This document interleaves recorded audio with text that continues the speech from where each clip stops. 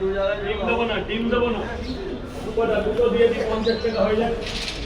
3টে পরোটা 2টো ডিম দিয়ে দিলাম 50 টাকায়। 3টে পরোটা 2টো ডিম 50 টাকা। 4টে পরোটা 1টা ডিম 50 টাকা স্পেশাল অফার। এই যে আরো একটা পাবে, আরো একটা পাবে, যা দিয়েছো 50 টাকায় আরো একটা পাবে। এগুলো স্পেশাল সব তারাপীঠের জন্য। তুমি বললে তো স্পেশাল অফার কি আছে দাদা?